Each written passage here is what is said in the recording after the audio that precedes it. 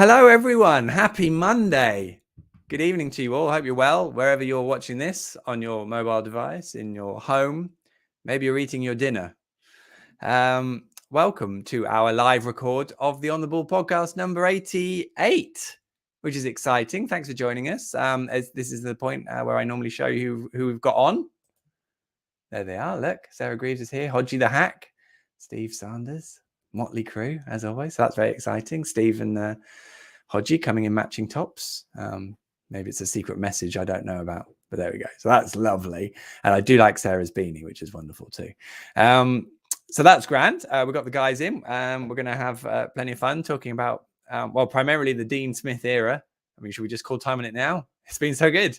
And Saturday's game, obviously. Those of you who like watching will know we've got a bit of Wits End coming up at the end. So I'm a bit behind with all the managerial stuff. I'm a bit behind on catching up on all our pun runs. So I'm hoping Steve will fill in a few blanks and then I can spend the rest of this week obviously doing nothing else but catching up on all of the puns. So if you want to sing in any comments when we get to that stage of the pod, then please do, because if you're watching at that point, you are, of course, honorary Twitterkers, which is the most explanation I ever give of that section. So you're very lucky because you're obviously an early bird being on here. The rest will be as usual.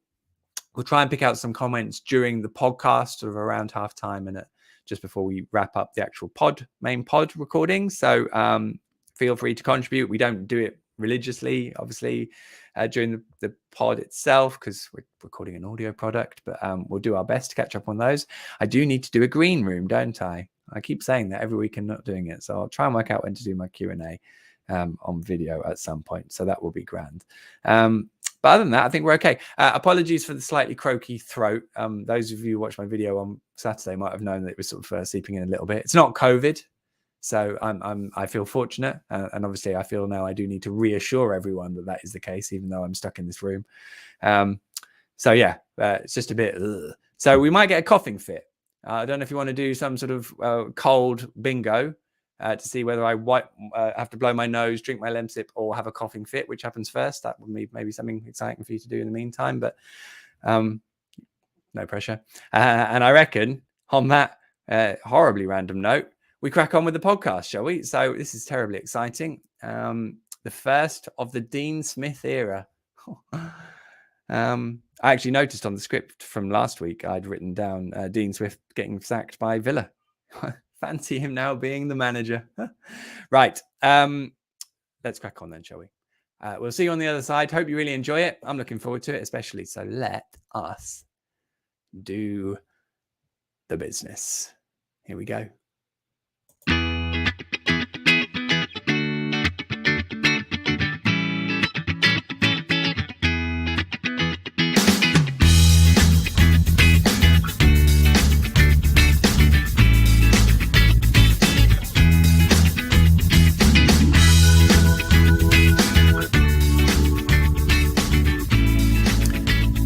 Hello all and welcome to the 88th edition of On the Ball, the Norwich City Podcast that has always held a soft spot for those named Dean. I'm Michael Bailey. I cover the Canaries for The Athletic and I hope this finds you safe and well. On the way, shaky battle and goal, definitely minimal Billy talk and the agreeable general meeting. We work through all that and more with our guests this fine evening. They are Norwich number one chief at NCFCnumbers, also known as our very own Steve Sanders. Hello, Michael. We also have our own Scottish maestro, commentator and journalist, although he's now better known for his stellar Hodgey the Hack content. It's Stuart Hodge. Thank you very much, mate. I'm glad you consider it stellar. Hello, everyone. Good to be back on the ball. There he is. And City fan and Canaries Trust board member, Sarah Greaves is here. Hello, thank you for having me back. Obviously, my Captain Canary rant didn't ban me from On the Ball forever. And I'm wearing my lucky beanie, which has been on since we started getting points. So I can't really take it off now. I was afraid you were going to say it's been on since you finished the last podcast, which would No, have been only during the games. I'm going to have to take it off soon because I'll overheat, but it's my lucky hat. We'll take it. And we all are also expecting another Captain Canary rant, to be honest, Sarah. Lovely to have you back. Thanks, guys, for coming on. Always appreciated and much fun. How are we doing, Steve? How are you since we last met, which was, I guess, the Daniel Farker Legacy Special podcast, which has gone down a treat, by the way. That was fun, wasn't it? That was great. And obviously before we even knew about Dean Smith, well, no, we knew, but we didn't know for sure, did we? No. We didn't know, no. No, I mean, it's obviously an honour to be talking to the journalist that featured in the Dean Smith intro video. It's like they could have picked any journalist to do a close-up on at that press conference, but they chose you. So how'd you feel about that? Well, I mean, I guess they chose the one that looked most clueless, or maybe away with the fairies. I'm not sure. The one who was sitting there going, was there a talk sport journalist there? Never knew that. Was Moose there? I feel he like was Moose there. He was in the front row. Ian Abrahams was there. I don't think you were the most clueless. Okay, carry on. Absolutely. I second that motion, Mr. Sanders. Here. Easy to say when you're not in a press conference room with them, which is always good. But yeah, it has been quite the time, hasn't it? Stu, how are you? When were you last on? A little while ago now. Too long ago. Oh! I delete. Do you remember? No, I remember now. Me and Steve spending a whole pod going, Stu's going to come on, and then you never did. And that was the whole point. Yeah, I had a fitness knock that day. So the dodgy hamstring did they make it? I've got to be honest here, Stu. You got a lot to live up to because last time you were brilliant. But mate, do you know what? It's the most sense I've ever made. Yeah, you made the fewest stupid points ever. 0 words. No dodgy predictions, no bad impressions. It was my best ever performance. No. So we missed you, and it's great to have you back on. Sarah, how's things? Things are good. I mean, it's quite a nice day to be on the podcast, isn't it? It's like I can be my normal optimistic self, but actually with good reason for being optimistic for once, rather than being optimistic and then knowing that the hope and the optimism may crush me at the weekend. So the optimism is feeling joyous at the moment. I am getting too hot, so this hat is going to have to come off. But it's been with me. That's all right, as long as it doesn't come off during a Norwich City game. I'm quite happy. That hat has been with me since the 90s, so it's a very special hat. We will flag that moment up. Don't you worry.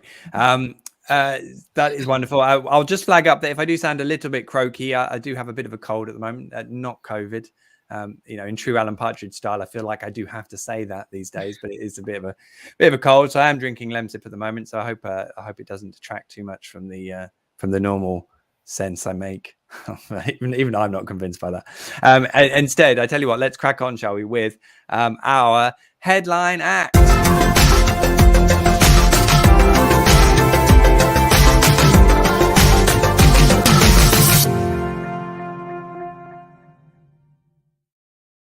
Sorry to everyone listening live. I still have not adjusted the volume on that sting. It's a good job I get to edit it in for the audio. Well, I mean, it's a 2 for 1, really. Headline act this week, of course. We have a new head coach. It's the first time Norwich City have had a different head coach to Daniel Farker on this podcast. So this is the first podcast of the Dean Smith era. Him and Craig Shakespeare, who will be his assistant. They were both unveiled last week on Wednesday. We have to call him Shaky from now on in. I almost feel is it the rules? I feel weird calling him Craig, to be honest. I've been in a few press conferences, and the idea of calling him Craig seems to be lost on everyone else. It has to be Shaky. I think what you should do is you should ask him questions. This might be a bit highbrow, but in iambic pentameter, which is the Shakespearean technique of see everything with 5 beats in the sentence. That's something that William Shakespeare did in all these plays.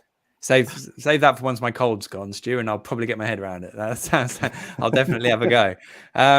So yeah, there they are. I mean, I'm still stuck with the image in my head of a Saturday morning finding out that Dean Smith had been offered his contract, sitting in my boxers on my phone on the bed. That was how I broke that story, if anyone was wondering. So sorry about that.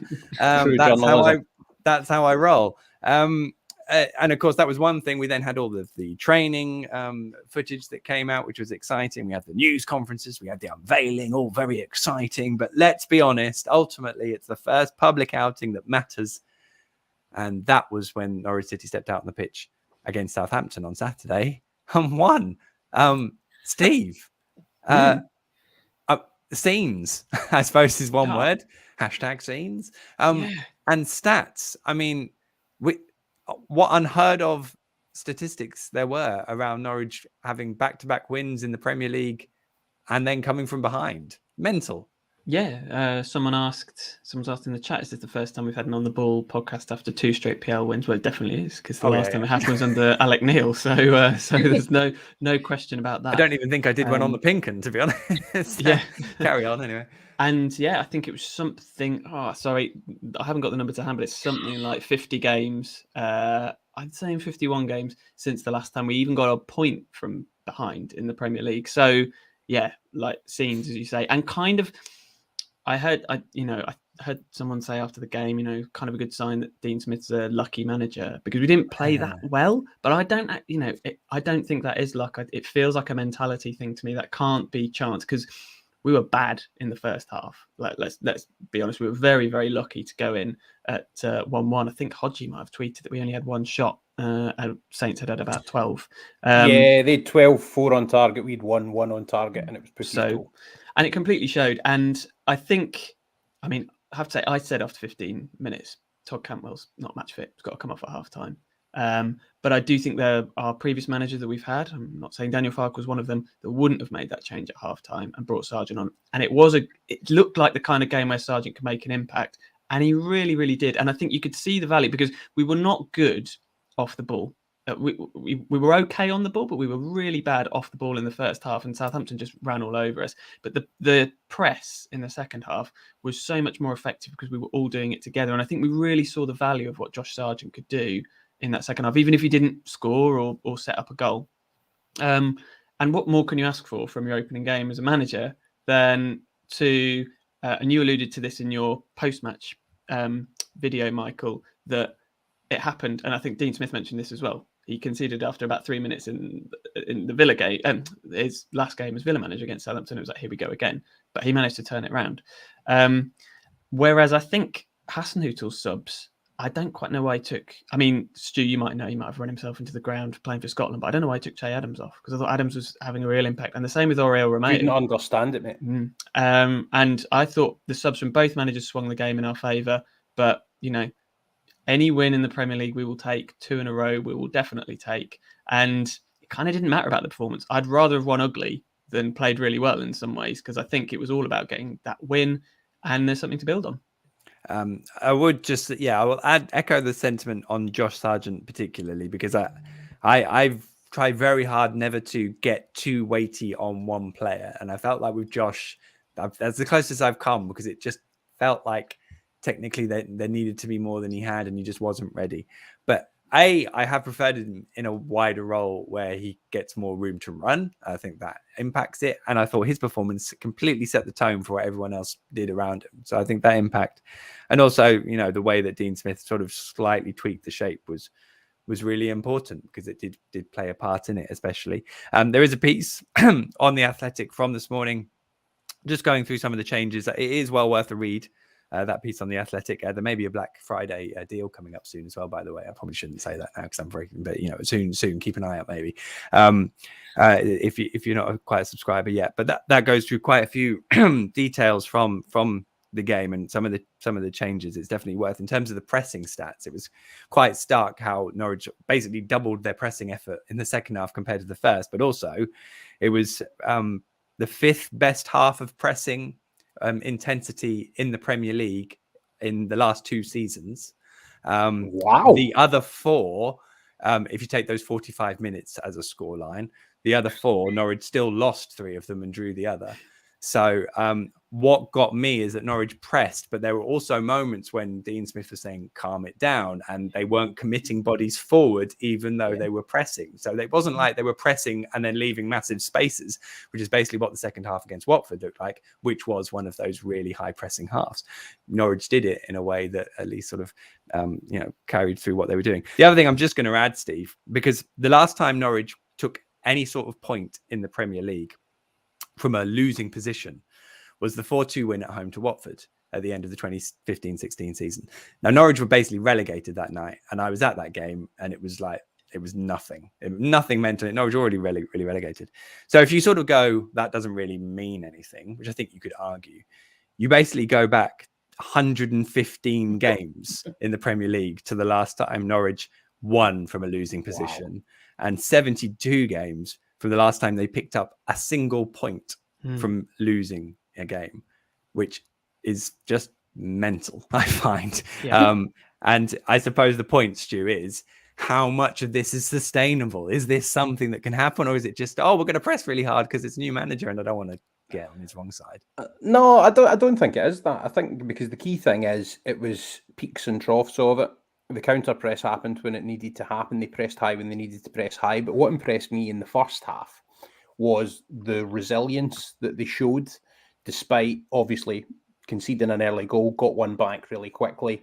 But it was the application that was shown, because quite often under Farke, you'd see the low block would be there. They'd have the hands behind the back and they'd be trying to get in front of shots, but they wouldn't be proper Richard Dunn throwing themselves at it. Whereas in that first half, Grant Hanley, Ben Gibson, they were just throwing themselves at everything. All of the players were showing a real hunger on that side of the ball that I thought was really good. I think our ball retention in the first half was really poor. I think the directive seemed quite clear to me. It was use the ball productively when you've got it, instead of just passing around the sort of low block of the other team, maybe waiting for an opportunity to arise as you would under Daniel Farke. I think it was more about, right, let's get the ball forward quickly. Let's try and use it productively when we do have it. I think they almost rushed it in the first half, whereas I think in the second half, the balance was a lot better. Is it sustainable? I think it is. I think having a manager that seems to, and let's be honest, it's a managerial pairing, as you quite rightly pointed out, Michael, and that was why I was so sold in this, because you get Dean Smith, who's really forward thinking. His teams play like a really dynamic and nice style, and then you've got Craig Shakespeare, who was the architect of the platform that won Leicester City a Premier League title under Claudio Ranieri. So I think that combination, that 1-2 punch as your coaching duo, is something that really excites me. And I think it is sustainable now, having a manager and a sort of assistant who know how to coach games in the Premier League, know how to win games in the Premier League. I think we've got a squad that definitely is better than the points total that we had under Daniel Farke. I think we'll now begin to show that. I think Carrow Road, we're going to give most teams a game this season. We'll probably, like, maybe against the bigger teams, there might be a couple of heavier defeats, but I don't think it matters as long as we win enough games against the Burnleys, the Wolves of the world. So I think it is sustainable to be fighting, and then we're a fighting chance in the vast majority of games. And I think the key thing is, we are now, had Daniel Farke still been in charge at this point, even if we'd won like 2 games in a row, maybe you'd be beginning to go, oh, has he turned the corner? But I would still quite constantly say we're going down. Whereas I'm now looking at it and I think we beat Wolves. We are right in the mix. We are right in the mix with any team to try and stay in this division. And I think fighting and being in with a fighting chance is perfectly sustainable. And I'm just so impressed by the subtleties that they showed. I think it was almost kind of good the way that we hung in there in the first half, even though the team wasn't great, to go in level and to hang in the game like that. I think mentally that's absolutely massive for the players to then go on and take the 3 points, performing better in the second half. The coach showed what he can do. First thing Josh Sargent did in the second half was press high and win Norwich a throw-in. That was straight after the second half kicked off. It set the tone. It set the tone for what the team was going to do, what he was going to do. And I was just so impressed by so many aspects of the performance, the character, everything like that. And I think I saw enough sides to it to think that we're in with a right good chance now. Love it. The thing that stuck out with me, I mean, great point. And I think Norwich, they grew into the game, and I thought they grew in confidence. And it was the first time it sort of felt a bit like and people probably slag me off for this. It felt a bit like a Chris Hughton victory. Now, people think that Chris Hughton was rubbish and did absolutely nothing here, and they hate him. But to be honest, he looked as good a Premier League manager as I've seen manage this football club since 1992.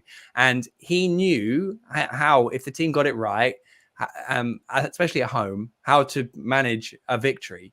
And I saw aspects of that. I thought the way they grew into the game, and actually, bar the goal in the opening minutes, I actually thought Norwich defended their box, the goal, really well. Ben Gibson, I thought was very good, and that gave them a platform. And I think it sort of comes back to something you said at the start, Steve, which is you can get lucky, but you have to be kind of good enough to take advantage of your luck in football, I think. And I don't think Norwich ever looked good enough to take advantage of any luck they got in the Premier League, really.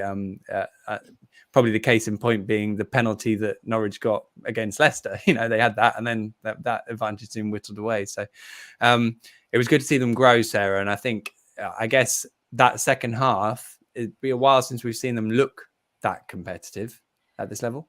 Oh, yeah. I mean, it was just such a different team that came out. I mean, when I was last on your pod, all I wanted to see was some passion or some pride from the players in the shirt, and like looking like they cared. And like in the first half, the kids are sitting there nearly ready to start swearing at the players on the pitch, right?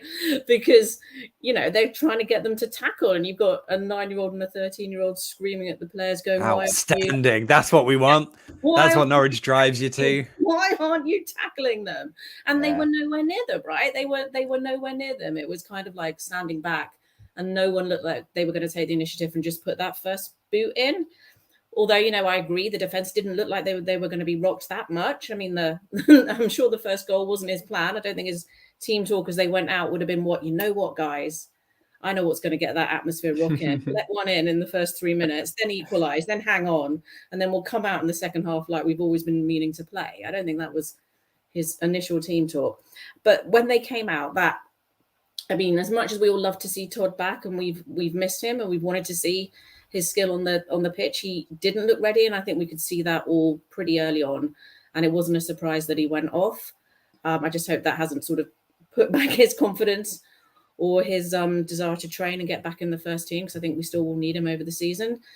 But then as soon as Sargent came on and did that first run and pressed the ball, and you just thought, what, he's going to set the tone, and you could just see the rest of the players going, well, you know what, we can do this.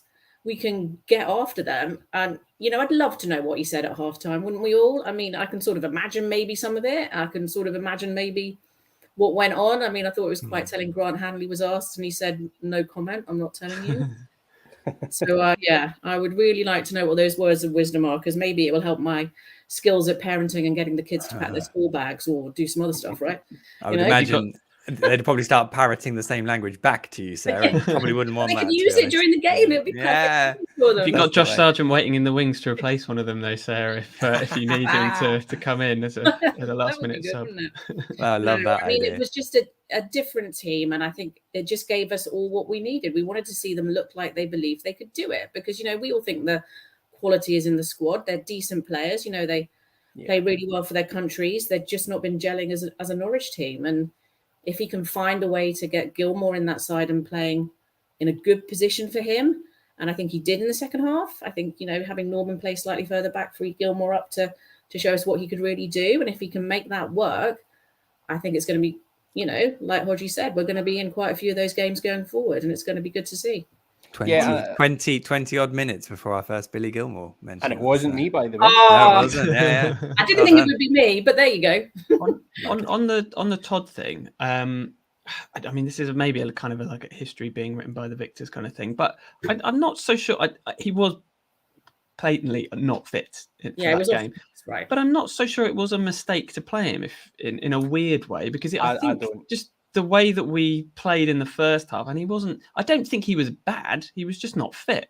And I think it actually gave us the license, but because we managed to hang on, you said it, Hodgey, like hanging on to half time was actually massive.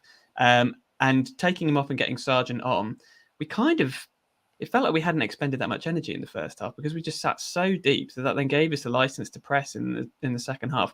So I wouldn't be massively surprised. Obviously, we'll talk about the Wolves game, but I wouldn't be that surprised if he started again and something similar happened. Well, obviously, he's training well, right, Steve? Obviously, he's got his head back in the game, but he's at the ground and he's training and he's putting the effort in, because I don't think Dean Smith would have put him in if he wasn't seeing something at the training ground that impressed him, right? I think the mental side of the thing's quite big. So I think Todd Cantwell being in the team, it was as much about the statement of putting Todd Cantwell in the team. He obviously knew he had at least 45 minutes in him, which is what he proved to have in him in the end. The cheer from But I crowd think was immense, right, Hodgie, when he was announced, right? The crowd gave the biggest by the way, credit to the Carrow Road DJ who was playing some absolute bangers prior to kickoff. Numb Encore, a particular favourite of mine. But I think the atmosphere at the ground seemed to be absolutely brilliant. I was really jealous or envious, at least, of all of you people that were there. So I would have loved to have been there. But yeah, I think for the fans, for Todd himself, for just to bury all of the narrative of all of the stuff that was going on under 23s and fallouts and whatever's going on. I think getting Todd Cantwell back in that team, I'm actually, unlike you, Steve, I think he'll probably go back onto the bench for the Wolves game, but I think he's going to have a good half hour in him, and it could be a really impactful half hour from the bench. And what a card that is up your sleeve to potentially play if you need a game changer at some point. But I think the key thing, it was the symbolic thing of getting Todd Cantwell and Billy Gilmore into that starting 11 was absolutely massive. Grant Hanley also came back in. Thought Omo Bamidele was really, really unlucky to be dropped. He was the big loser from the team selection, but obviously he's got a really good future in terms of where he's going to go. The one question mark I would kind of say is Kabak. Is he now fourth in the pecking order, and we're going to play two centre backs? So. That's interesting. Yeah, I certainly I don't see Dean Smith playing three at the back. I must admit, he only played that really later on at Villa, and I think a lot of Villa fans felt it didn't really work. So I'd be surprised if he did that.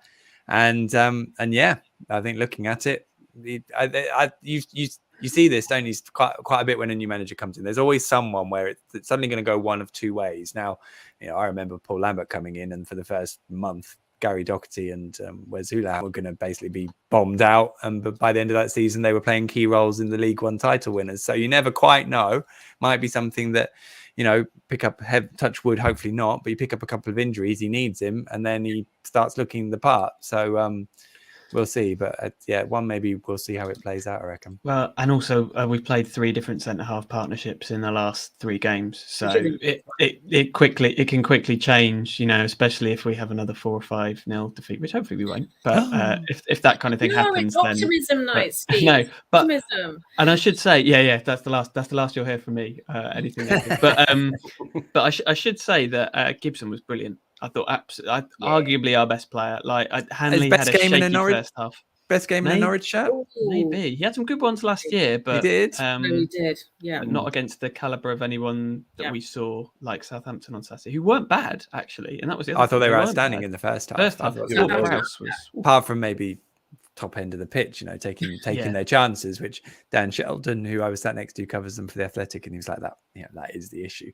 It is also a side that's lost more lost more points from winning positions than anyone else. So, take advantage. As I say, you're lucky, take advantage of what you can take advantage of. I've written here Hanley paradox, because obviously he headed the winning goal on his birthday. I thought didn't have a great game. No, he didn't. He had a couple of key slips. Tim Krul definitely bailed him out at least once. Yeah. I think Hanley's still, obviously he's got the leadership element, and that's massive. But I mean, if I'm looking at quality of player, I like Omo Bamidele next to Gibson better than that. And obviously I'm the Caledonian drum beater, and I'm saying that. So I thought Omo Bamidele might start, but I think Hanley, with the experience that he's got, the partnership with Gibson, it was the safe choice, and I think ultimately it was the right one. And by the way, first goal in the Premier League since New Year's Eve 2011. I got this tweet wrong at the weekend, but it's the 3rd longest wait a player's had in Premier League history between goals. I can't believe he's only 30. It feels like he's been around forever. Key question: do you have the golden goal time for that goal? I do not. Do you, Sarah? No, because my golden goal ticket was 78 minutes and 30 something seconds. Oh, you must have been close. So I need to know the exact time to know if that. Just message. Send Phil Gray a tweet. He'll answer. He stores all of that stuff up in his head. I do just want to say a hello to Colin, who I met in Spoons before the game. I had to look after his lunch while he nipped off for a second, but I was in there meeting a friend. So I did that and had a nice little chat with Colin. I meant to give this shout out in my video verdict and forgot, which I was actually really annoyed about because I decided in my head I was going to do that and I forgot. So I'm sorry, Colin. And now I'm doing it in the podcast. You might not watch and you might not listen, but I'm doing it for you, Colin. He remembers watching Norwich. I think he first saw them play in 1948. So, proper long-standing Norwich fan. And I bet you, after all those years, Colin loved Saturday. How did you look after his lunch? Did you watch it or put your arm around it? Or I don't want to. I just watched it through the corner of my eye. And presumably it was fine when he came back because it was still there. Presumably it was fine. And I'm sure Colin had a lovely lunch and then an even better afternoon. So there we go. Right, I'll tell you what then. I think we should move on to our standard end of first half section as we try and maintain our concentration levels. Let's defend this goal with all we've got and we deliver a little bit of this.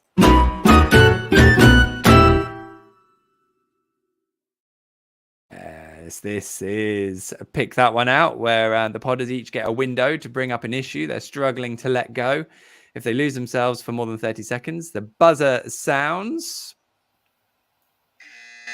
There it is. I better turn that up. And then that is time to let go, maybe. Although I've proven that can be quite hard. Did we get a minute last time? No, just felt like it probably. Sarah, do you want to go first for that comment? Oh no! Okay, I'm gonna have to streamline. I've gone for a minute, but I'm gonna compress into. Just say it twice as fast. You'll be fine. Go on then. Just think of pressing intensity. Do it twice as good. Okay. Yeah. Go for it. Here goes. So there's so many things to rant about. It could be why Norman's changed his hair colour so he's no longer the Norwegian god we all remembered. Is it why only Pookie plays well when he shaves his head and grows his beard long? Is it what is Todd's dog's name? He's always on Instagram and always at the beach, but I don't know that dog's name and it's driving us crazy. Is it Captain Canary again, who is unable to use a laptop in the recent Junior Canaries quiz? No, it's none of that. I'm going to be serious for a moment. And I say, go and watch the Norwich City women's team up at the Nest. They kick off at 2:00 on a Sunday. Their next game is at home on December the 12th when they take on QPR.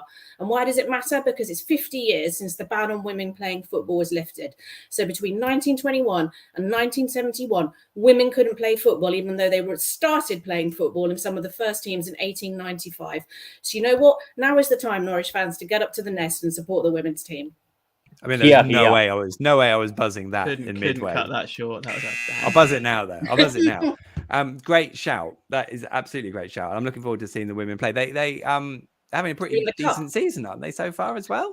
I mean, it's a tough league for them. They've got teams in their division who are sort of playing more than them, who aren't completely amateur. So it's like the borderline between amateur and sort of semi-pro. They're aiming to be fourth from bottom, a bit like maybe the men's team. And they're doing all right. They had a rough start like the men's team, and now they've picked up some decent wins and some decent games. And they're in the second round of the Women's FA Cup this weekend, away at the mighty Stoke, which is apparently a regional destination for us, according to the FA. So that's good. God bless the people running football. Hey, fantastic. Well, look, I'm definitely going to get to one of the Norwich City women's games. So, and do you guys and girls out there try and do that too if you can, because the Nest is a great place to go and watch football now as well, by the way. Brilliant, Sarah. Thank you so much. Glad Captain Canary didn't get away with that. I do genuinely want to know what Todd's dog's name is. I know. I hadn't really thought about that. And so if anyone knows, let us know. And yeah, Matthias Norman's hair. Good point. I wonder if someone else is going to bring that up. Steve, do you want to go? Or Hodgey, who wants to go first? You're both wearing the same jumper today, so it's up to you. Maybe I should do Steve's and he should do mine. You're not going to want to do mine, Hodgey. Trust me on that. I'll let you go first. Brilliant. Okie dokie. Right. So I'll kick off. I want to talk about substitutions and how every substitution was absolutely bang on the money. I think it was right to pick Todd Cantwell for the start for the symbolic element that I mentioned earlier. I think the sub for Sargent, we saw by the way he set the tone at the start of that second half that, again, I mentioned earlier. That showed why that was an important substitution. Lucas Roop came on for Billy Gilmore at exactly the right time in the game. And I think what I loved was Shakespeare cupped his arm round the back of Gilmore's head and just said, look, well done, son. I know you don't want to come off, but you were great. And that's I think, important. And then Jolis came on and got a little bit of game time. That's brilliant. Well said. Well done, Stu. Like a top pro that you are. Christos Jolis. That's an interesting one, isn't it? I still can't believe he just sort of disappeared after his debut against Arsenal, pretty much. But there we go. Steve, do you want to go before I sneeze? Yeah, I mean, that's quite a way to lead me in. But yeah, I'm ready when you are. Go for it. Okay, I'm sort of doing this to play devil's advocate. I'm sort of doing this because Hodgey's here. But Billy Gilmore, can we just calm the hype down ever so slightly on this one? Because he had a brilliant game on Saturday, don't get me wrong, but I don't think it helps to be saying things like he must be in the team. I'm hearing like they don't deserve to have a player like Gilmore. The guy has played before Saturday, 5 games for us, started. We lost every single one. And I don't think we could feasibly say he was good in any of those. So I don't think anybody is walking in this team at the moment, least of all somebody who's played 22 professional games before he came here. Who said that? Who said? I've seen it. I've seen Chelsea fans saying, I mean, Chelsea fans, right? But look, the guy's talented. Sorry, I've had my 30 seconds. Well, no, because I could go on. I think Hodgey has right of reply here because he's basically like a big brother. Man of the match against Liverpool, man of the match against Man City, man of the match against against Everton, sorry. And that is, and people point out he's only played a handful of Premier League games. Hang on, whose opinion? Whose opinion was he man of the match in all these games? He won the man of the match award, and he didn't play against. That's because the sponsor. That's because for Norwich. Hang on. This is at Chelsea, right? The taste of football he's had at Chelsea. Man of the match against Liverpool. He's had a man of the match against Manchester City, and he's had a man of the match against Everton in what I think was his first Premier League start. His first international start at Wembley against England, man of the match. So there is a reason that this hype train exists, regardless of whether you think it's a positive thing or a negative thing. Benjamin Bloom was on my podcast earlier, said much the same as you, Steve, that it's a bit counterproductive, and it's a lot of pressure to put on a young man. But the hype train is there for a reason. That's why he has impacted things massively for Chelsea when he's had a taste, and Norwich City provides him with a vehicle to push on his game and have more of a level of responsibility at obviously a lesser club. And that's why the hype train exists. I agree. He needs to now take that and run with it. But I think let's give him a run of games just to actually go settle in, play his football, and maybe not put the scrutiny level at what it's at. Because if you compare it to like a Brandon Williams, there's nowhere near the same level of scrutiny in him, and he's a Man United player. And I think the thing I would counter that with is we're not here to make Billy Gilmore better. And I think I agree, like there are games like on Saturday where he's going to be really useful for us. However, I think we also saw on Saturday the side of him where the first half, the game completely passed him by. Second half, I have to say he was brilliant, probably the best player in the second half. But I think there will be games for Billy Gilmore where he starts, and there will be games where he doesn't start purely as a tactical thing. And I just don't think it helps to have the whole, why is he not playing? He should be in the team. Look at what he's done for Scotland. Look at what he's done for Chelsea. Like, I think he has to earn his right to be in this team. I'm not saying he's not a good player. He's probably one of our, with Norman, our most talented centre midfielder. But I don't feel like he's at that position yet where I'd say Billy Gilmore must play. We must find a way to play him. Do you know what I think's funny as well? Like, you actually thought I was saying he was man of the match in Norwich City games, Michael. Which I wasn't actually. I thought that. Yeah, but I also, the man of the match is such a subjective thing because who's awarding it? He was man of the match on Saturday. I don't actually know. I know that he's won man of the match awards. I think it was like the Sky one, like for the live Sky games that he was in. So, I think he's won the Sky Sports award for it. I mean, sponsors man of the match we know counts for nothing anyway. That was his first Premier League assist on Saturday. Mm-hmm. So there was a touch in the first half that if John McGinn's saying he's the best player he's ever seen, I couldn't believe how bad the touch was when he sort of punted it, and then Southampton had loads of room to break. And I thought the first half was very similar to what we saw in his first 3 appearances, where basically he was really easy to get around, and either play behind or turn around. And then in the second half, I think Billy Gilmore's this player. I think Billy Gilmore gets all of the attention, yet he's so reliant on the players around him. I think that for Scotland, I think if John McGinn isn't just slightly ahead of Billy Gilmore, I think he struggles. I just think those legs and that dynamism around him is really important. When the team was playing really well, Billy then can mesh and he can play passes and get it back and play it again and play it back. And suddenly he's making everything tick because everything around him is working. I don't necessarily think he's the one making it I don't think he does. So right, I'll give you an example. Right, Scotland, Moldova. He came through Moldova. Right, Moldova away. I watched that game. Moldova were barely a League One side. Right, you know, they're not very good, right? But the point is, Scotland, that's traditionally a banana skin. Last time we were at Moldova before that, we drew, right? So we're playing in that game, struggling to get the breakthrough that we need. He has a word with Nathan Patterson, right, who he came through the ranks with at Rangers. On the right-hand side, he says, make a run inside. He then zips a pass at pace into John McGinn. John McGinn hits it over for the assist. Patterson takes a touch and scores the goal. A wonderful goal. But Billy Gilmore is the chess master at the start of that move. He's saying, you make the run. He's playing the pass before the pass that leads to the goal. And that's brilliant. The player that he is. If he can take that, so the key thing for me, for him, if he can take that same level of responsibility that he's happy to accept with Scotland in the Premier League with Norwich City, and he can take it upon his shoulders to do that, because we know the scrutiny that's on him, but if he can take it upon his shoulders to actually take that level of responsibility and elevate himself to that position, then that'll be him being successful for Norwich. 100%. The only thing is that is in a game where the opposition are sitting. They're not particularly good. And also they almost equalised in the first half because the midfielder ran ahead of Billy Gilmore. So I think to have that impact at Premier League level is asking a lot, unless the players around him are doing the business. And so I think I'm going to be incredibly conscious of this whole Billy Gilmore narrative, because for me, he only improves if the whole team is working with him. So I think that's a significant key. But it's a great debate. I tell you what, it's not a debate worth all of the analysis on Match of the Day, but it's definitely worth 5 minutes on the On the Ball podcast. It was so disappointing, wasn't it? It was like, we were finally not last, and then it was just like, over. Yeah, it's what it is.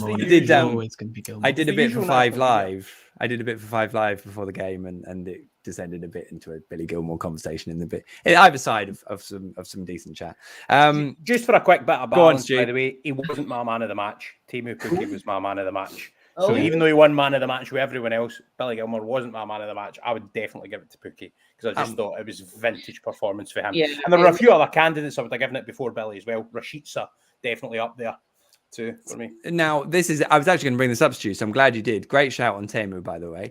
I don't know if I was a bit harsh on Milo. I thought you were. So, because I said in my video verdict, I thought he's a player I want more from, and I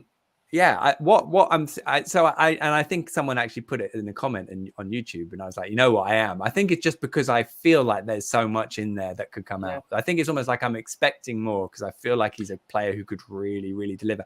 But the point probably that I haven't got across, he hasn't got an assist yet, I don't think, has he? But he has basically provided the expected threat, I suppose, if we're going to get all niche, the assist of the assist for two really crucial goals in these last two games, and he really is starting to influence things in a position I was really hoping to see him play, which is basically in a 3.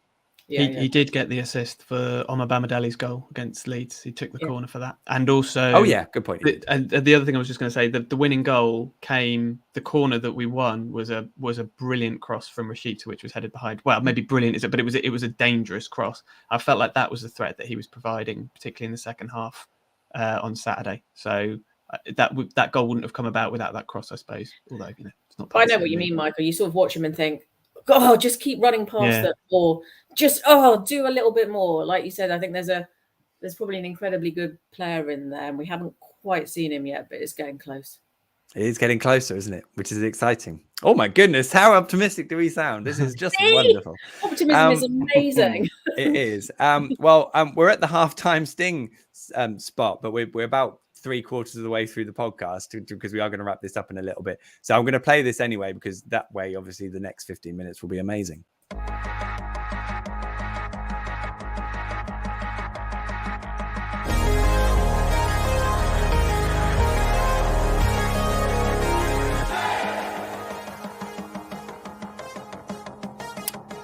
Which brings us on nicely. Well, we were going to look at some comments that we'd have had while we were recording this live. I don't know if Steve has managed to clock. Oh, sorry, bang my mic. Clock any of those himself. I see one that says "excellent Hodgey." So there's a few of them, mate. You always get people extolling the virtues of wisdom. General Stuart Hodge has said that, I think. Yeah. Did he just tweet himself? Yeah, love it. No, I think, by the way, I think that was after I mentioned iambic pentameter. So Richard's clearly a man of culture. You said that twice, and I still couldn't repeat either of those two words, which is exciting. Steve, did you see any other ones worth bringing up? Well, Adam has asked, can you just turn up to the Nest, or is it ticketed?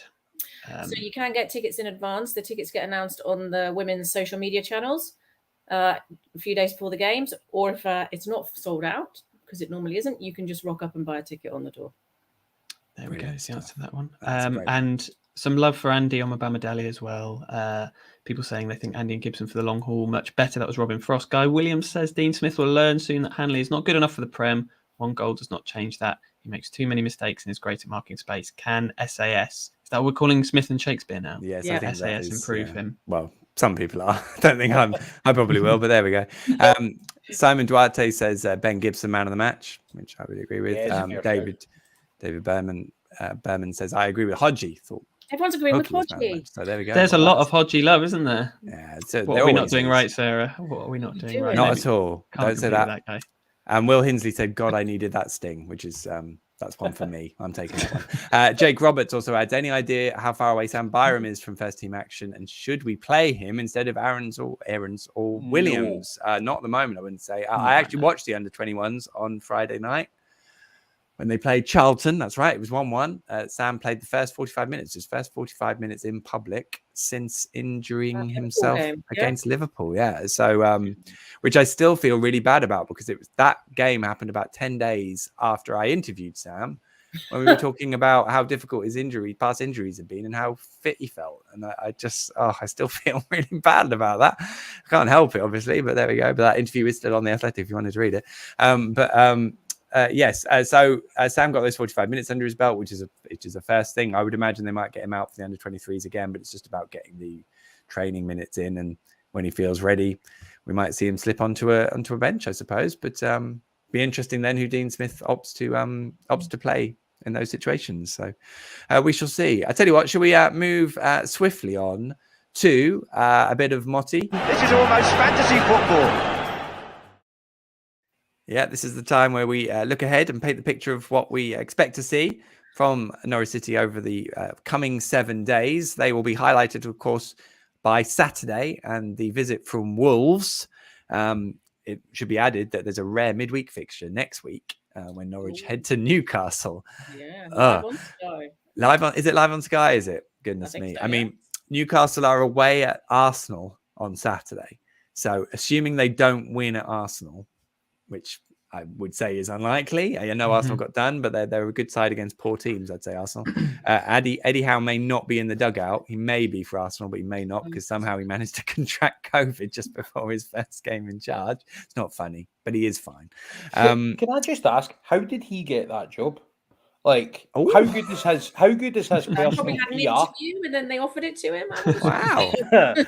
Well, I don't know, but how do you have the personal PR of such a level that you get a team relegated and then land a job with the richest club in football? He kept him up a long time. Good yeah, he kept them up a long time, but he then eventually fell out the league with them. So it's a weird. It's a weird any candidate, really. Like, I mean, the vast majority. Job, like Michael said, there's people who would just rule themselves out from going there because of the current situation. I'm sure of it, right? It's also a bit of an interim job, really, isn't it? It's going to be a bit like what United are doing now, I suppose. I mean, Eddie Howe might have been in with a shout of that if he hadn't have taken the Newcastle job. Well, it's interesting. I don't know if I'd have necessarily swapped Smith for either Eddie Howe or Steven Gerrard. I don't know if that's just saying it with the benefit of hindsight, but if you look at the records, I'd say Smith, in terms of consistently performing, is probably above either of those two. But then equally, I would imagine that Villa obviously wouldn't take Smith, but Newcastle would probably not take Smith over Howe potentially. I don't know. Maybe it's just a better fit.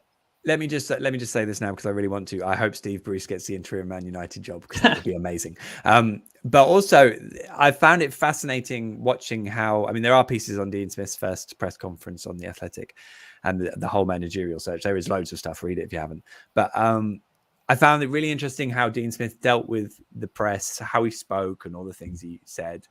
And then comparing that with how Steven Gerrard sort of spoke, and I know Steven Gerrard's getting asked a lot of questions about his route to Liverpool and him being the personality and what he's bringing.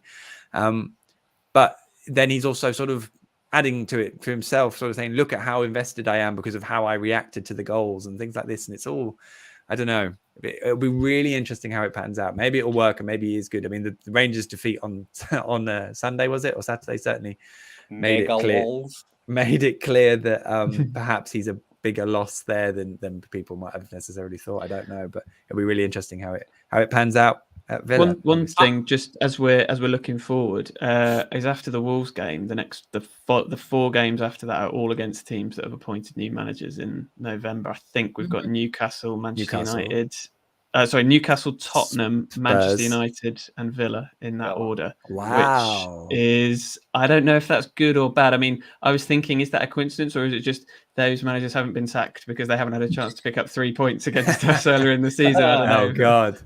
No, optimism. Sorry, I've done it again. Well, in fairness, so I mean, it's really interesting. I worry about the Newcastle game. I have to be honest. I was at the friendly and that was pretty awful. And if they haven't won a game, I just fear that might be the point at which they win one, which would be a shame. Yeah, and it's got the feelings that even if we have a positive trajectory under Dean Smith and all of the rest of it, it's just the kind of Norwich City result to have, isn't it?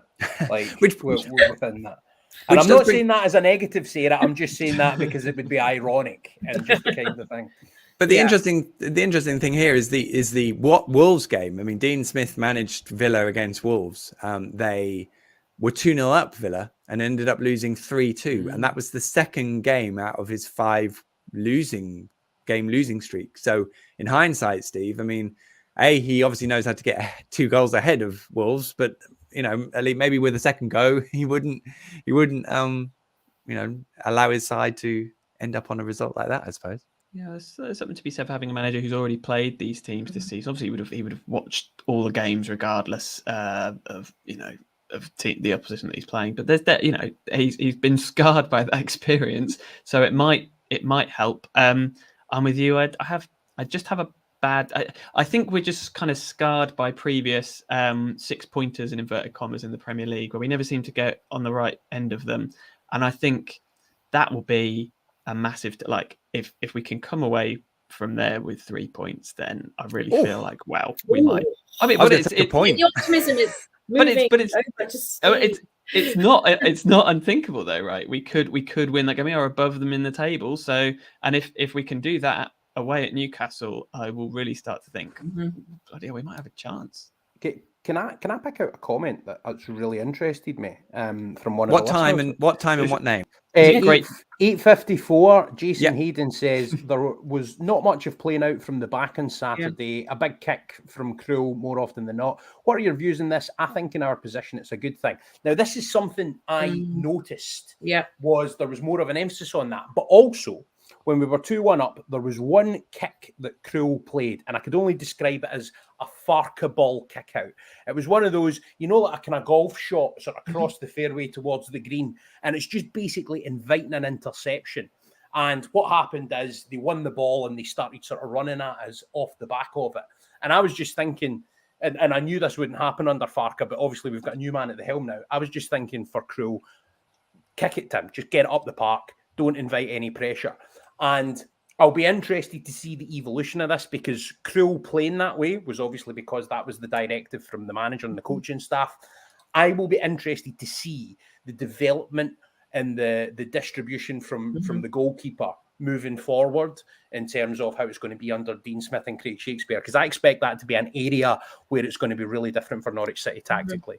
Likewise, Stu. That's one of my takeaways from the first game that I'm sort of storing away for a piece at some point for the Athletic. But I think I got the impression, I did have a chat with someone. I think they almost took the instructions too black and white in the first half, and I think although people looked at it and went, "Oh, we're going so direct," I think it's just because it's a new manager, new coaching staff. They kind of did it, And it's like, no, not literally like that. Don't literally just give the ball away. And I think that was kind of part of then the reset as well at halftime as well. But, no, I mean, it's interesting. It's not really a problem you associate with a new manager, but it must be there that you're like, oh, well, he said that, and I've got no idea where his context or nuance is. I'm just going to do it. And they're footballers, it's like a classroom of kids, isn't it? That is how you have to deal with a football team. This is exactly the point I was making earlier. It's like he wanted them to move the ball forward quickly, but I think in the first half it was like they were just focused on, right, get the ball forward rather than few passes then do it. Whereas I think in the second half, they almost got the balance bang on. It was like they knew when to sort of move it forward purposefully and then when to just hold the ball a wee bit, keep it off Saints. It was I just think the slight... I think you're right. They kind of did the whole spinal tap. Let's turn these amps up to 11 in the first half, and then they got it to like 8 or 9 in the second, and it was perfect. Just back to Wolves coming up on Saturday. I mean, they were a team I was thinking were really going to struggle this year. They're 6th. It's a bit like Crystal Palace, really, who are in no way struggling, and to be honest, don't even look like they're going to. They've got some really good players that have really settled in. So. We are still looking for these teams that we're going to finish above this season, which is all good. Let the search continue. But they, Wolves have been very impressed, and I think Raul Jimenez looks like he's getting back to his best, and they found new players to play off him as well, because Adama Traore is almost a sort of bit part player now. So it's not going to be easy, I suppose, is what I'm saying. It's not just going to be this great chance for 3 points, Sarah. But we played very well in the first half against them 2 seasons ago. Yeah, so another one of them. I think it's going to, the momentum's with the team, right? The boys have had 2 wins on a trot. We probably wouldn't have expected that from where we were a month or so ago. Another home game. It's perfect timing to have 2 home games in a row. Yeah, it's going to be a tougher game, I think, than Southampton. You like you said, Michael, the kids were like, oh, where are Wolves, thinking they'll be at the bottom of the table, and they look at the table and go, oh, that's it. But at least on Saturday the trains are running all the way from London to Norwich, so I don't have to stop off in Ipswich and get on a coach or pick up a hire car. So I don't, it's going to be a better journey for us. We're not going to have to hide our Norwich shirts as we're trailing around Ipswich. And I think they're going to come out with a bit more belief in themselves, which actually could make all the difference in terms of the technical difference between the 2 teams. And I think that's what they haven't shown us yet, that they actually believe in themselves. And I think if they can have that belief from the beginning, so that halftime team talk at the start, and they can come out and give us a good first 45 minutes, then let's see where we get to. We know they can hang on, right? Even when they're playing badly, they hung on. Well, they defensively hung on. So let's see what happens, right? I thought there was probably more positivity, Steve, to take from this win than there was the one at Brentford, to be honest, because this was much more strong. Yeah, and Saints actually the first team who we played this season at all, who have really come into the game in really good form. Like no one else, I think I've said this on here before, but basically everyone else we played has lost the previous game before playing us. So actually the fact that Wolves are doing quite well at the moment might conversely kind of work in our favour. I have a weird feeling. I Go on. I think we could. I think we could win. I think I'm more confident about that than Newcastle. Put it that way. I think, and Smith will have had a week to have got his. I don't think we could have judged him, albeit made an excellent substitution, but I don't think we could have judged the performance solely on him on Saturday. But I think we will get a much more clear idea of what they're about after the Wolves game. So hopefully we'll be saying good things this time next week. Oh. God, what a run that would be on the ball in the Dean Smith era, a new ball game. It will be an interesting week. I think there's going to be a couple of other things that are likely to come out this week. I probably can't say, so we'll see. Just is it the name of Todd's dog? I hope by adding that to the list. So don't let us down, everyone. But also, and probably linked into the fact the 2 things will come out, is Norwich's AGM on Thursday. So that's always an interesting evening. I think I know what the thing is, isn't? Well, let's save it for what's end. Let's not talk about the thing. Okay. The first rule of Fight Club is don't talk about Fight Club. Yeah, sorry. blown that one. Yeah, no, it's fine. So that it'll all come out in the wash, and most of it is open secret anyway. But I feel like I have a journalistic responsibility not to say it out of my mouth right now. Absolutely, you do, bro. So there we go. Right. Well, in that case, I think time's a good one. So I will say. Can I make a prediction? Oh, you snuck that one in, Stuart. Go on then. Norwich City 3, Wolverhampton 1. I feel I should say this in the style of James Alexander Gordon because you've not done an impression yet. Norwich City 3, Wolverhampton Wanderers 1. Okay. Yeah. Wow. We take it. Yeah. We'll take it. Absolutely. Sergeant hat trick. That's no happening. I'm not putting money on that one. I've just had a message from Norwich City's head of comms, by the way, telling me I absolutely do have a journalistic responsibility to keep quiet and keep your gob shut. There we go. I can't remember what I told him I would do the next time he messaged me while I was live on air to try and misstep me. So there we go. Well, he featured you in the video, so you've got to be nice to them now, haven't you? This is it. Of course. I'm always nice to them. I'm always too nice to them, some would say. That is time for the 88th edition of On the Ball, the Norwich City podcast that will never forgive Kevin Muscat. Can't believe we haven't mentioned him tonight.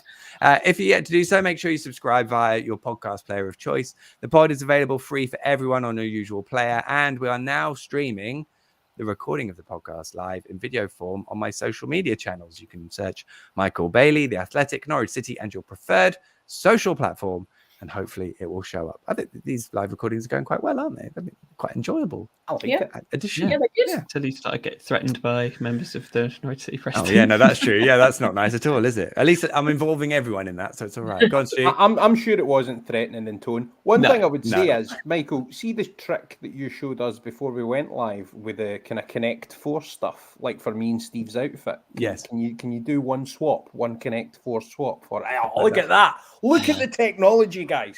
Cutting edge. I love it. Wow. That's discombobulated you all, hasn't it? Ratings and reviews, wherever prompted, are... Well, there you go. That's a nice one.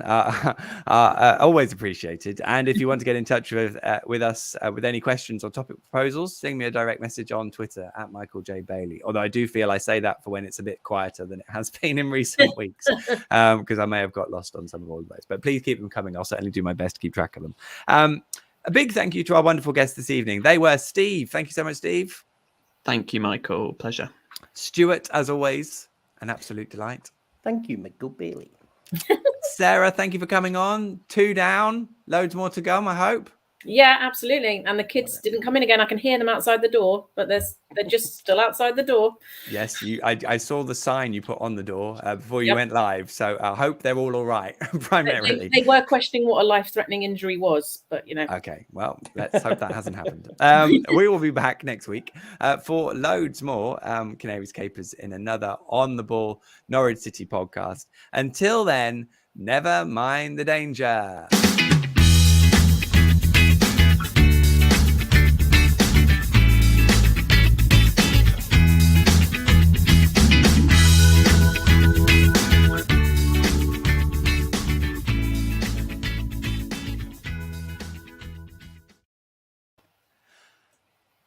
See, I get to move this around, and we're clear. It was like I was chairing a science conference all over again, Michael. By being I know, we can fiddle around with that all day long. Steve, Stu, and Sarah, all you Twitterers out there, welcome to Wits End, the first Wits End of the Dean Smith era. If you've stumbled across this for the first time and wondering what on earth's going on and why the pod hasn't actually ended yet, you can listen to On the Ball podcast number 42, which went live on September the 8th, 2020, which now does feel a considerably long time ago, but it is all explained there. You can email this bonus part of the show directly with an email to Twitterkers, Twitter KERS at iCloud.com, or use the hashtag Twitterkers, Twitter KERS, hashtag that on Twitter. Just don't explain what it refers to, because this is a secret club for only those who discover it, which is, of course, including you who are watching live, actually, as well. So we'll try and bring your comments into this section a little bit more than maybe we do some other sections of the pod, if we can. So yeah, I hope we're all good. Twittercast.co.uk. We have a website. I'm not sure how updated it's been, but it's all there, which is good, fun. I am behind, I will confess now, on the Zodiac Whitbread and Bailey's Comet, which are, of course, space and astrological puns. So I've got a bit of documenting to go on because, of course, it was quite a busy international break. My idea of having the weekend off in the middle did not happen. So a bit catching up to do. But I think, Steve... Well, we had a few in the comments that we didn't mention last time. If anybody has any space puns for Bailey's Comet, then please get in touch, because I did not bring any to the table this week. But we had Ricky Van Wolf's Twinkle, was that? Oh, that's wonderful. Mr. That Radio is Floyd, nice work. not bad. That's Also, wonderful. the Fark side. Are we having that one? Yeah, we'll have that. Yeah. There's a good one just coming on comments. Oh yes, Matt Watling. Earth and a Koku. Earth and a Koku.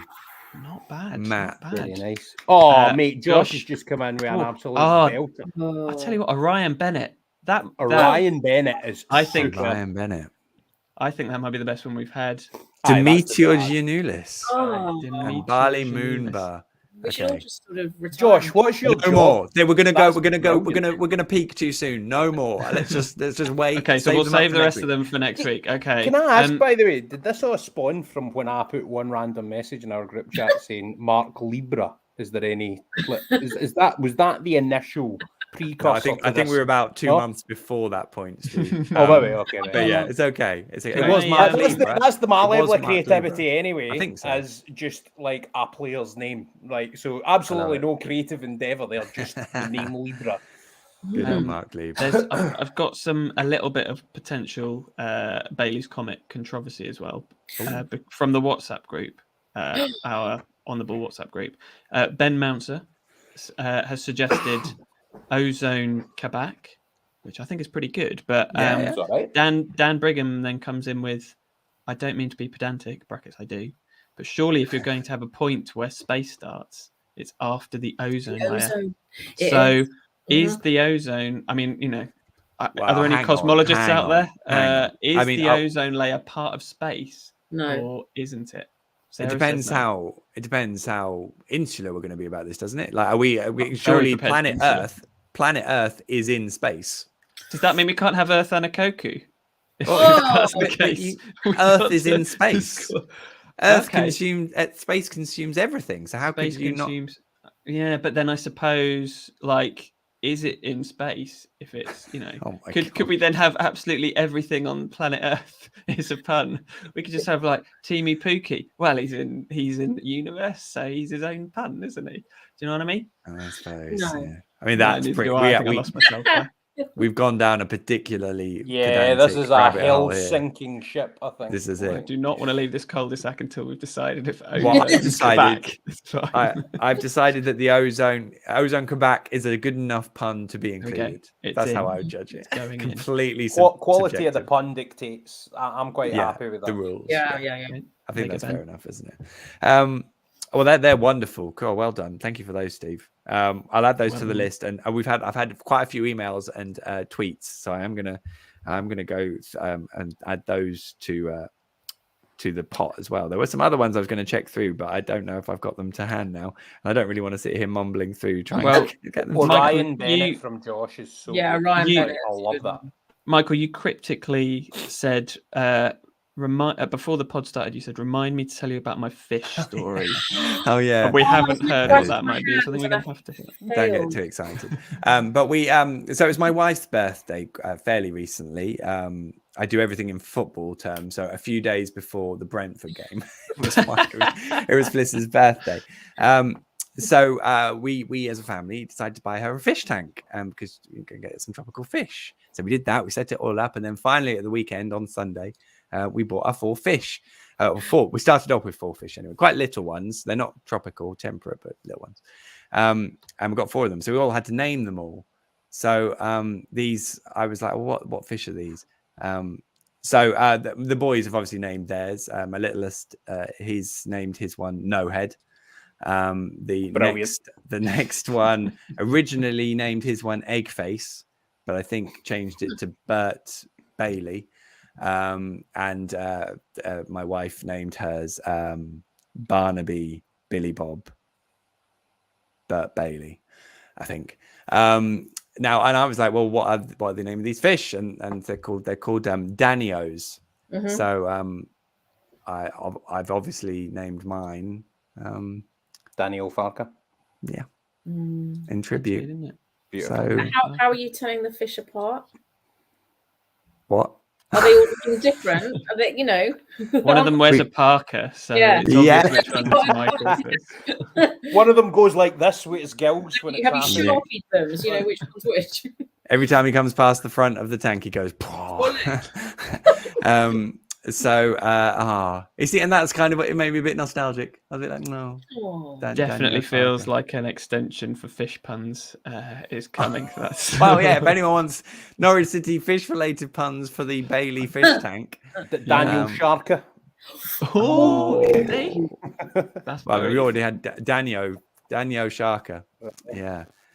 That actually sounds kind of Irish, doesn't it? Hello there, I'm Daniel Sharker. Okay. Yes. Well, I think on that note, that probably wraps it up. We could start a fish pun list. I'll keep track of them all. I'm desperate to keep track of all these lists of puns, so we could do that. The other thing we have been asking for is the things you missed as a Norwich supporter, maybe a game, a goal, an occasion. I'm not sure which. I mean, I saw someone else shared the winning goal against Derby again that Simeon Jackson got, which long-term listeners will know still bugs me. Can't remember but yeah. So that's there. So get those in as well. You can just send them via email, twitterkers@icloud.com or #twitterkers. But I think that's pretty much it, unless anyone else has got any other business. I've got one, but I'm sort of the mouthpiece for David Berman, who's got closer encounters. Just in the comments there. Oh, yeah. Really like that. Closer encounters. There it is. Just giving out some love. And Yeah, Will he's not Hinsley. Tim yet, has he? Tim? Was that? No. Tim Close has not got. I know. Not yet. And I'll just flag that up from Will Hinsley, who says, I miss Daniel. Oh. Or Danio, as I'm now calling him forevermore. Daniel Sharker. Daniel Sharker. All right, in that case, I think we're done, yeah? Everyone happy? Very much. Daniel Farker might be interested in the Werder Bremen job. Yeah. That's not Yeah. news. It's just I saw that it was available. So Yeah. we're getting more fish puns. Cod Cantwell. Oh, Brilliant. Ben Codfrey. Oh, I've just been sat here for Oh, about wow. 5 minutes trying to think of one. Ben Codfrey, thank God. I wondered why before you'd the gone end. so quiet. Jeez, I was man. like, Steve's gone very quiet. And now we He's know enjoying why. it. He's enjoying the puns. Ben There is Codfrey. Cod Cantwell from Joshua Phillips. Fair play. Is that what the yeah. job's called? Maybe. So a lot of these I'm going to have to write down, aren't they? Well, in that case, I think we're all wrapped up. Thank you, everyone, for watching. Thank you, guys, for just a wonderful podcast and for getting me through it. And I'm going straight to bed now. All that's left then, I think, is for everyone to say goodbye, which we like to do on 3, if that's okay. So 1, 2, 3. Bye. There they go. We're done. That's it. Remember to get in contact with us, email or Twitter, whichever. But until next time, that's a wrap. And they've gone. I'm gone. Thank you, everyone, for watching and listening. It's always appreciated. That was loads of fun. Hope you enjoyed it. And we'll see you next weekend, I guess. In the meantime, have a brilliant week. See you later.